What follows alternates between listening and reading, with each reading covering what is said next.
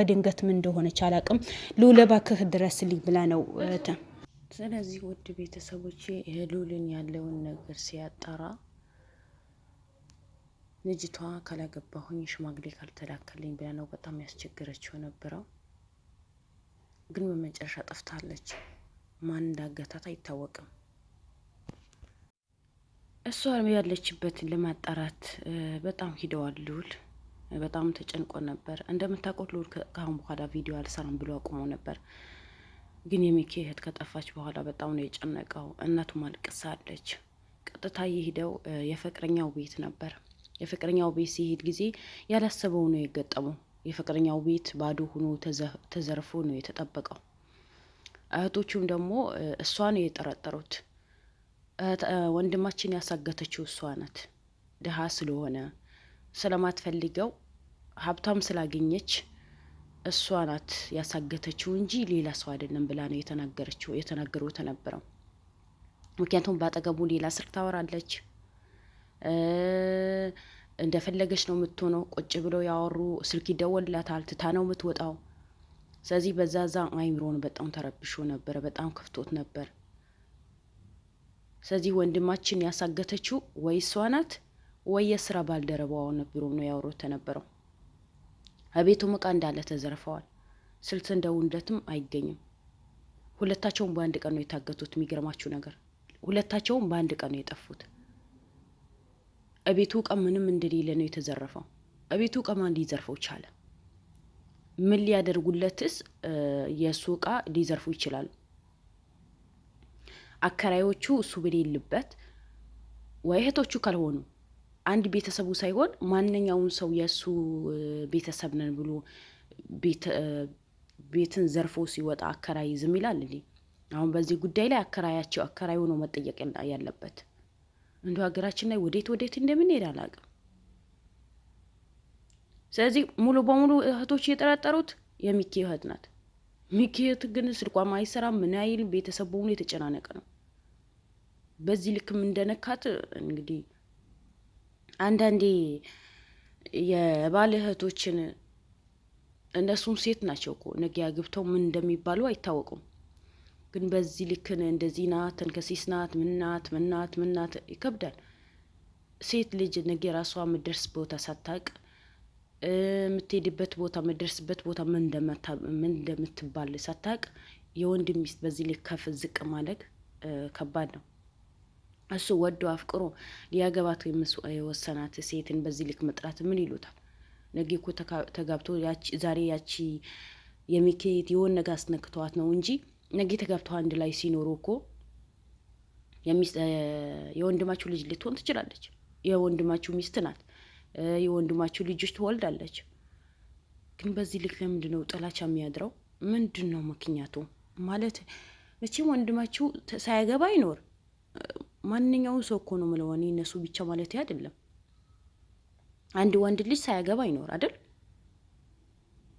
ለምንድን ነው ሚስት ያገባ ጊዜ ቤተሰቦች በተለይ እህቶች ለምን የወንድ ግን ሁሉም ያልኩኝ አይደለም። አንዳንድ በአብዛኛው የሆነ ጥላቻ አለ። በቃ ጥላቻ መርዝ ነው የሚረጩት። ለምን እንደሆነ አላውቅም። የወንድማችን ሚስት እንደዚህ ናት፣ የወንድማችን ሚስት እንደዚህ ናት፣ ወንድማችን ሚስት እንደዚህ ያደረገ ለምን እኔ አላውቅም። ብቻ ከባድ ነው፣ ወላሂ ከባድ ነው። አሁን ታየኝ እኮ የሚኪ እናትን ምን ያክል ጭንቀት ውስጥ እንዳለች ራሷና ፈጣሪዋ ነው የሚያውቁት። ልጇ እስር ቤት ታግቶ ሴት ልጇ ታግታ፣ በተለይ ሴት ልጇ በጣም ከባድ ነው። በጣም ከምላችሁ በላይ ከባድ ነው። ሴት ልጅ ናት።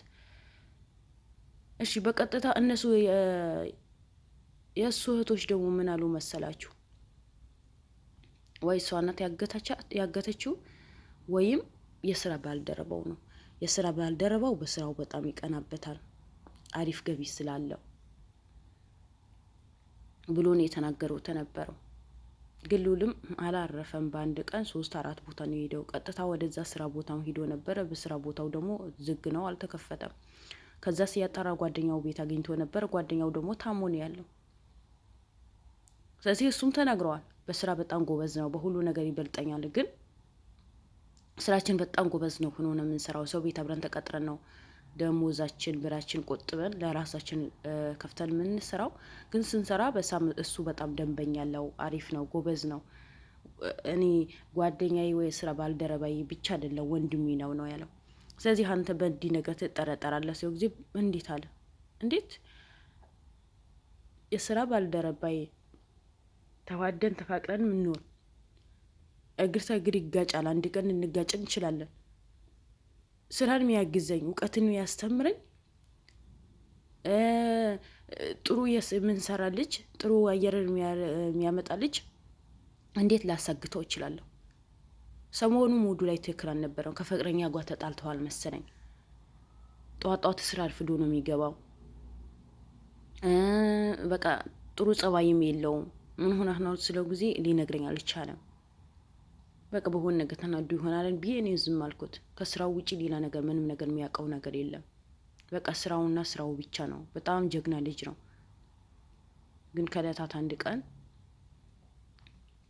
ትለቅ ያለ ሰውዬው ነው መጥቶ ጠራው። ጥቁር መኪና ነው። ምንም ነገር ውስጡ ሰው ምን ነው ምን አይታይም አለ። ጠሩትና ወጣ።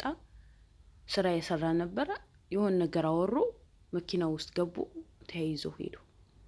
ብዙ ጊዜ ቁም ሳጥንና አልጋ የሚያሰሩ ሰዎች ቤታቸው ሂደን ለክተን ነው የምንመጣው ነው ያለው። ቤታቸው ሂደን ለክተን አይተን እንመጣለን። እንደዛ ሊለካ የሄደ ነው የመሰለኝ። ግን እሱ በሄደበት በዛው ቀረ። ብዙ ሰዓት አጠበቁኝ። እንዴ ምን ነክቶት ነው? ምን ሆኖ ነው? ይሄን በሙሉ መለካት አይቻልም። ግን እንዴት አልኩኝና ስልክ ስደውለት አይሰራም ነው ያለው። እሺ እንደዛ ከሆነ የኔ ጥያቄ አልጋም ሲለካ ምንም ነገር ሲለካ እኮ ሜትሮች ምናምኖች ተይዞ ነው የሚኬደው። ዝም ብሎ በእጅ አይለካም። እና እንደዛ ነገሮችን ይዞ ሲወጣ አላየኸውም? ምክንያቱም ስራ የሰራ ነው ጠርተውት ወጥተዋል ነው ያልከው። ስለዚህ ስራ በሜትር ቢሰራ እንዴት ሜትር ይዞ አልወጣም? እሺ በማን እንደሚፈረድ አላውቅም። ወላሂ በማን እንደሚፈረድ አላውቅም። ሁለታቸውን ባንዲ ማገቱ።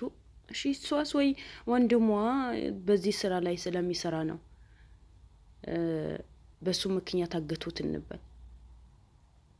ግን ፍቅረኛው ምን አጥፍቶ ምን አድርጎ ነው የሚታገተው? በምን ምክንያት ሊታገች አለ? እሺ ፍቅረኛው እኔ ወላሂ የሆነ ነገራቶችን በሙሉ ውስብስብ ያሉ ነገር ናቸው። እህቶቹም ተጠራጥረያቸው ነበር አነጋገራቸው። ግን ወንድማቸው አያሳግቱም። እሷ ቢያሳግቷትም ወንድማቸው አያሳግቷትም። መቼም አያሳግቱትም። የስራ ባልደረባው ከሆነ ነው ብዬ እኔ ተጠራጠርኩት። በቃ ማለት እንዳይታወቅበት አሞኛል ምናምን ብሎ ከተኛ ማለት በስራው በጣም የሚቀናበት ከሆነ ወይ እነዚህ ሰዎችን ደግሞ በሱ በኩል መተው ከሆነ ወይ ብዙ ብርን ከፍለሃለን ስለዚህ አሳልፈህ እነሱ ስጠን ብለው ቁጥራቸውን ምናቸው ከተቀበሉት እንግዲህ የኔ ሐሳብ ነው። እኔ አላውቅም። ብቻ ነገራቶች በሙሉ የሆነ ለማሰብም ለመፍረድም ለማወሰን የሚከብዳቸው ነገር ነው። የሆነ ግራ የተጋባ ነገር ነው። እነዚህ ሰዎች ከየት መጥተው አይደለም፣ ያበበ ሰዎች ናቸው። ልውል ደግሞ አትሳሳት።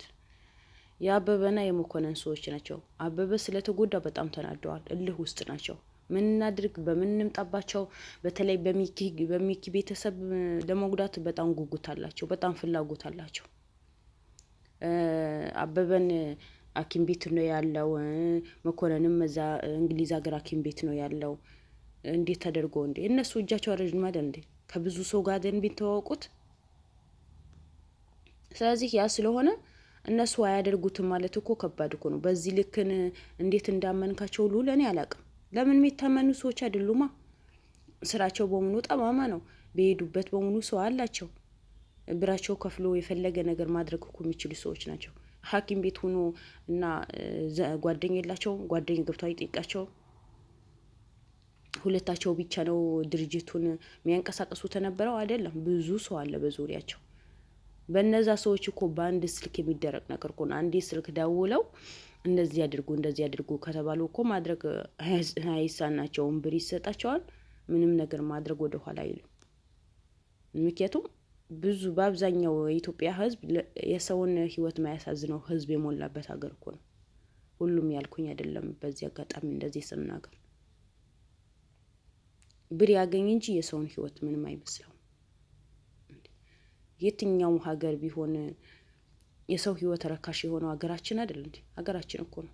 በሌላ ሀገርማ እንኳን የእንስሳ ህይወት የድመት ህይወት እኮ ከባድ እኮ ነው። አንድ ድመት የገደለ ሰው እኮ ከፍተኛ ቅጣት እኮ ነው የሚቀጣ። እንኳን ሌላው ተውትና ማለት ነው። ግን ሀገራችን ላይ የሰውን ህይወት ያጠፋ ሰው ለ15 ዓመት ይታሰርና ይወጣል፣ እንደፈለገ ይኖራል። ያ ምንድነው? የሰውን ህይወት ረካሽ የሆነበት ሀገራችን ነው። እና ምንም ነገር በማድረግ ወደ ኋላ አይሉ። የአቤልን የሉልን ይቅርታ የሚኪን እህት ያገቷት የአቤል ምንድነው? አረ ያስሙ ሰይጣን ይጥራው ማን ነው የሚባለው? ያበበ ሰዎች ናቸው እንጂ ሌላ ሰው ሊያግታት አይችልም። በቃ የእነሱም ሰዎች ናቸው። ከውጭ መጥቻለሁ ብሎ አውቆ ፍቅረኛ ያደረጋት ተሎ ልካልስረልሽ ነው ወይ ሽማግሌ ላክልሽ ያላት እንጂ በትንሽ ደቂቃ በእንደዚህ ነገር እሷን ግን ለምን እንደተሸወደች እኔ አላውቅም። ብቻ ከባድ ነው። እኔ አልፈርድም ምንም ነገር መጨረሻው ሳላይ። ምክንያቱም በዙሪያቸው ጠላት እንደሚበዛባቸው ታውቃለች። በምን ሁኔታ እንደታለች እንዴት እንደሆነ ይከብዳል። በጣም ከባድ ነገር ነው። ብቻ የሚኪ እናት በቅርብ የምትደሰትበት ነገር ደስተኛ የምትሆንበት ጊዜ ቅርብ ያድርግላት። በጣም ከባድ እኮ ነው። በጣም ከባድ ነው። ሰው እናት በአንዴ ልጇን ማጣት በጣም ከባድ ነው። እና የሚኪ እህት እንድትገኝ ሁላችንም ድዋም ጸሎት ማድረግ አለብን። ለእናታቸው ስንል ወላሂ እናታቸው በጣም ነው የተጨናነቀችው። እኔ እናታቸው በጣም ነው ያሳዘነችኝ። ብቻ አላህ ይድረስላት፣ ለሁሉ ነገር አላህ ይድረስላት፣ እሱ ፈረጃቱ ያምጣላት ብሎ ድዋ ማድረግ ነው። እህታችንን ባለችበት አላህ ይጠብቃት። እና ከባድ ነገር ነው። ለማንኛውም ወዳችኋለሁ። ላይክ፣ ሼር፣ ሰብስክራይብ ያደረጋችሁ አበረታቱኝ። መልካም ውሎ። ሰላም አለይኩም ወራህመቱላሂ ወበረካቱ።